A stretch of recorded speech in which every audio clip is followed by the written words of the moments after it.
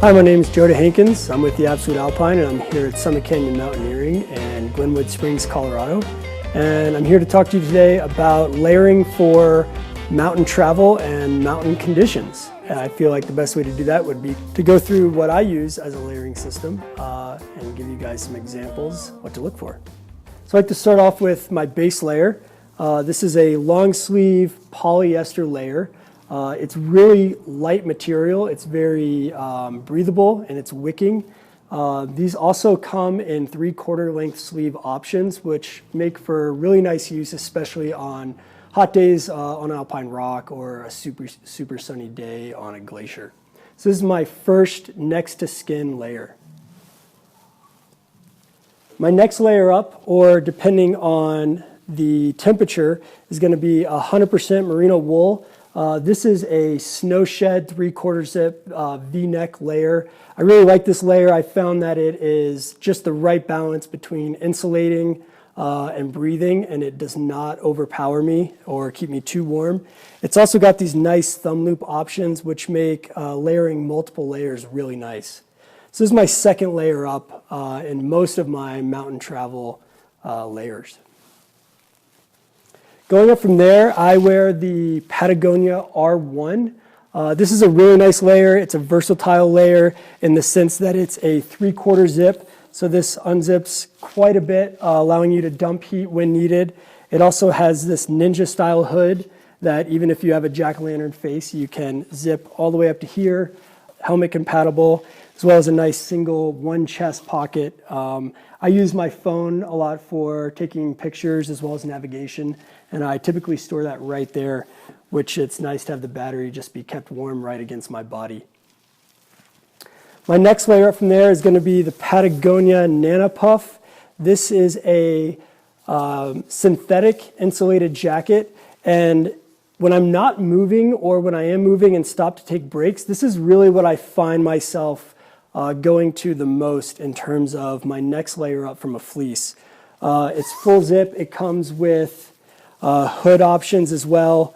And it's just a pretty basic layer, but does everything I need to do. And again, I find myself wearing this quite a bit. My next layer up from there is the Patagonia Ascentist. This is a Gore-Tex Pro Shell jacket. It's a really nice heavy duty layer. What I really like about it is these chest pockets sit really high on the jacket, allowing a harness waist belt to be worn and still have full access to the chest pocket. Again, similar to the R1, this layer dumps heat very nicely. It's got full pit zips on both sides, allowing you to really buckle those things down in cold, wet conditions or open them up if you're looking to dump heat. And condition dependent, whether you're in high altitude or extreme cold environments, a layer that I could potentially wear under this would be the Patagonia Grade 7 down jacket. Again, an awesome jacket. I really like that these sleeves don't have any sort of baffling cuff that are going to ride up high on you. The cut is very long in the back, which is also extremely nice. So if I'm in the Himalaya or Alaska with very cold, wintry conditions, I can potentially put the Grade 7 either over or under my torrent shell, which I really like. And then again, moving into layers that are somewhat optional, I find depending on where I am, a vest is sometimes nice as an additional mid-weight layer. So for me, I find that when I wear this, I either wear it over my R1 fleece or under the insulative Patagonia Nanopuff. And the places I would wear this or choose to carry this additional layer, again, are going to be those higher elevation places, the Himalaya, Aconcagua in Argentina, the Alaska and interior Alaska ranges is a place where I choose to have that additional mid-weight layer. So this is something that you could potentially not pack depending on where you're going. For me, another what I consider optional layer, something that may help you guys when you're looking to purchase or pack for your trip, is a extremely lightweight wind layer. This thing is minimal, it's ounces. This is the Patagonia Houdini. And where I've commonly worn this and see this worn is on quick breaks in vertical terrain where I'm typically continually moving, but may stop for a break to reset ropes or grab a bite to eat or rehydrate. And I can throw this right again over my R1 fleece, and that's an awesome windbreaker for me. And then lastly, I have here the Black Diamond Torrent. This is more of a rain shell than the Gore-Tex Pro Shell. This is considered a Gore-Tex pack light. So it physically weighs less. I would say it's a little bit more breathable, but a little bit less durable. So for summer in the Cascades, when I know temperatures are a bit warmer, the freezing level's higher, I may choose to carry this more rain shell specific item as opposed to a full Gore-Tex Pro Shell layer, which I might be wearing again in Alaska or in colder environments where the precip is usually fallen frozen. That's my top layers there. We'll move on to bottom base layers. And these are my next to skin layers. This is a 100% merino wool base layer pant. Again, another snow shed layer that I really like. I found, again, that it's not too hot, that I'm still able to move in this layer as my base layer with, say, a soft shell or pro shell over it and not overheat. I really like this layer. Underwear, I'm typically going to wear a poly wool blend. You don't want to wear cotton. You want something that's a bit more wicking, that's a bit less moisture retentive. I always wear wool socks. I feel like the wool socks that I wear work best when my feet are sweaty. I'm continuing to move on them. They're potentially wet from just moisture, being in extreme cold environments.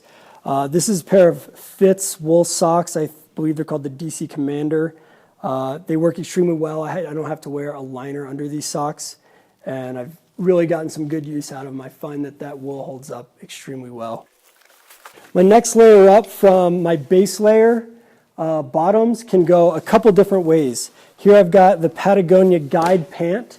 This is a soft shell material pant with a bit of a double pane soft shell woven in certain areas. A lot of times you'll see these pants come with an optional added area around the feet to prevent from crampons puncturing or ripping your pant. By no means is that a built-in gaiter, but just an additional layer of protection. I really like these Patagonia Guide pants. They hold up great. The zippers have lasted on them, which I really appreciate, and I find myself essentially living in these pants. My next layer up from there, again, is going to go two different ways depending on where I am. This is the Patagonia Mixed Guide. It is a soft shell, hard shell blend.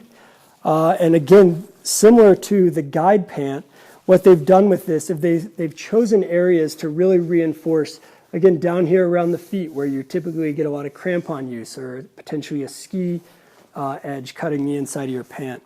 And then they've gone with the soft shell material in areas that receive less abrasion that could potentially need a little less protection. These are going to be the pants that I wear as my everyday pants in the higher, colder environments.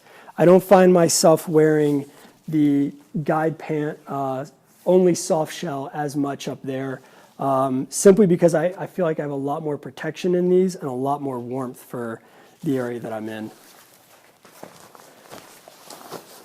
So that's one avenue of the next pant up from your base layer.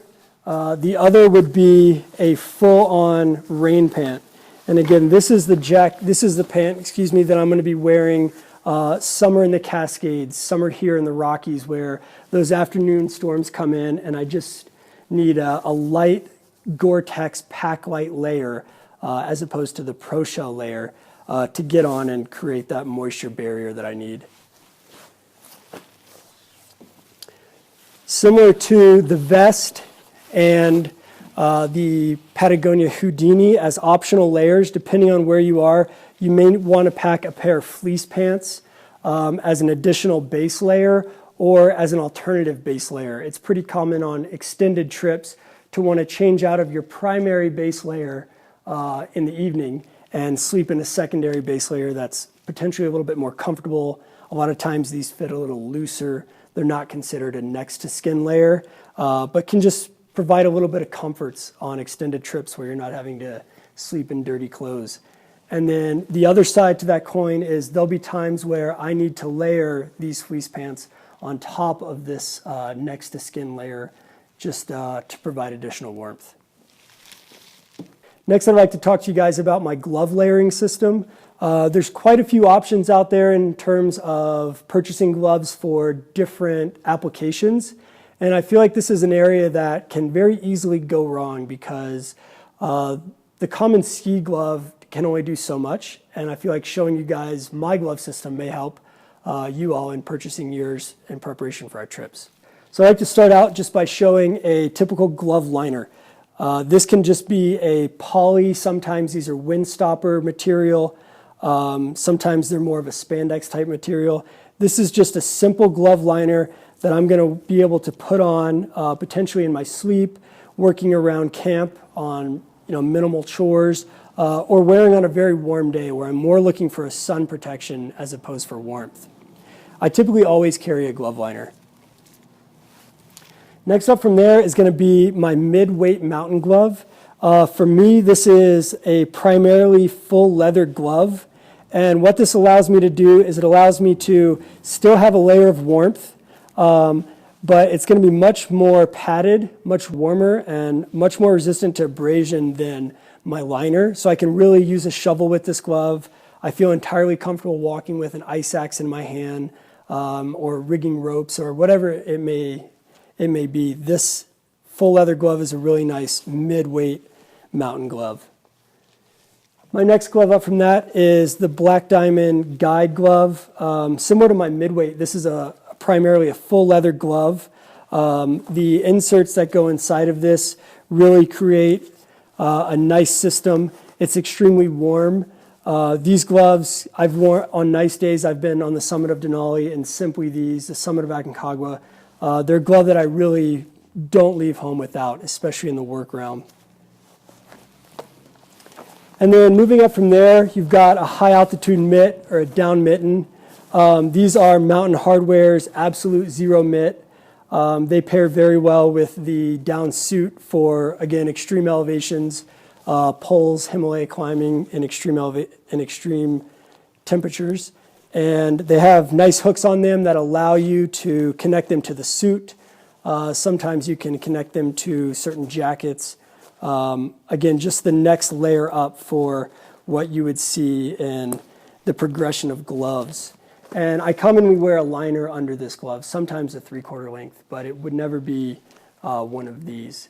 Simply be that with a lighter version. Moving on from there, I have my headwear. I typically always have some sort of ball cap or sun hat. This is something I would wear every day, keep the sun off of me. I wear it under my helmet, whatever it may be. Going from there, I wear a light poly cotton blend beanie. This is pretty thin. It's got a thin micro fleece layer to it. And what I like about this beanie is that I can wear it under my helmet when I'm moving, and it's not going to keep me super warm, but it is nice more as a windbreak. And then another option is just to carry a heavier weight wool or a heavier weight cotton wool blend hat. And this is really nice just to be able to get out of this one for sleeping in, for wearing around camp. Again, similar to the fleece pants, it's kind of like a comfort move where you can get out of those sweaty clothes and feel a little bit human at the end of the day. Continuing on in my headwear, I have a buff here. I typically bring at least one or two of these each trip. This is a tube style bandana that you wear in multiple different ways. It's most commonly worn over your face to protect your face and your neck from wind and the sun during hot days. And then in addition to that, I have a pretty light merino wool. I believe this is from Smart Wool. It's a ski buff. It's a full head and face coverage with eye hole. Again, I can wear sunglasses and ski goggles in this. And this, similar to the rest of this, would be my next layer up after a buff or after a beanie in some pretty harsh conditions. And then finally in my kit, on my feet, I typically always pack down booties depending on the expedition duration. They're really nice down shoes that allow you to dry your socks a lot faster than you typically would be able to in camp. They're also great for sleeping in if you have cold feet. They work decently well as a camp shoe. There's a couple different tricks out there to add insulation and grip to them, and we'll cover that later. But rounding out the kit is the down booties. So this is a system that I use as my layering system throughout most of my mountaineering and alpine travel. There's some things in here, of course, that are optional depending on where you're going, mainly specific to temperature. And I'd really caution you guys to pay attention to either purchasing or skipping out on those optional items, just depending on the environment that you're getting into. I hope this helps provide some foundation for setting up your layering kit. If you guys have any questions, please feel free to email me, or you can check us out at theabsolutealpine.com. Thanks for watching.